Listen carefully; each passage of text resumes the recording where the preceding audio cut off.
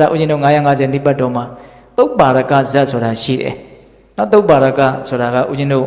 နော်ဘုရားလောင်းသူတော်ကောင်းကြီးရဲ့နာမည်ပါပဲသူကအလွန်ကျွမ်းကျင်တဲ့နော်မာလိန်မှုကြီးပေါ့သင်္ဘောကပတိန်ပေါ့နော်ပင်လယ်ကမ်းစပ်မှာနေပြီးတော့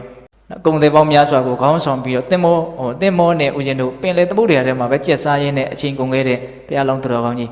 အဲ့တော့နောက်အသက်ကြီးတဲ့အခါကျတော့ဒီစားငံကြီးအငွေ့တွေရဲ့နော်အစွမ်းကြောင့်မို့လို့သူ့ရဲ့မျက်စိနှစ်ဖက်ဟာပြတ်သွားတယ်လို့ဆိုတယ်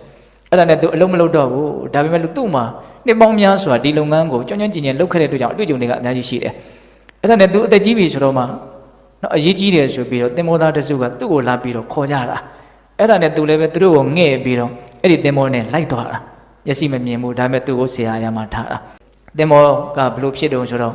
နော်လူတွေချင်းလဲကျက်စားတဲ့အနေအထားကိုလွန်သွားတဲ့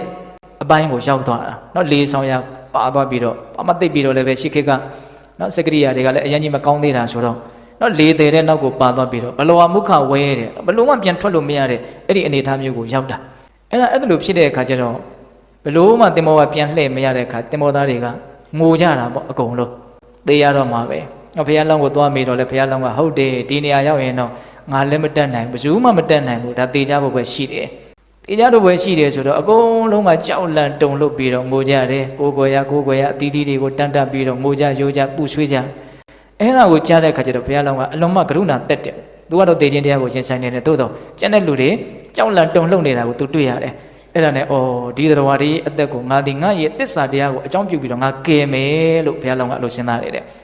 အဲ့ဒါနဲ့သူဆိုတဲ့တစ္ဆာစကားလေးကအရင်စိတ်ဝင်စားတဲ့အကောင်အားလုံးဆိုတော့ငါဟာတဲ့တိတက်တဲ့အရွယ်ကစပြီးတော့တခြားသောတတ္တဝါကိုနော်တတ်ဖို့နေသာသာတခါလေးတောင်မှမညှင်းဆဲဘူးတဲ့တတ္တဝါကိုငါးပါးသီလထဲမှာပါဏာတိပါဒကိုအဲ့လောက်သူစင်ကြယ်တယ်ပေါ့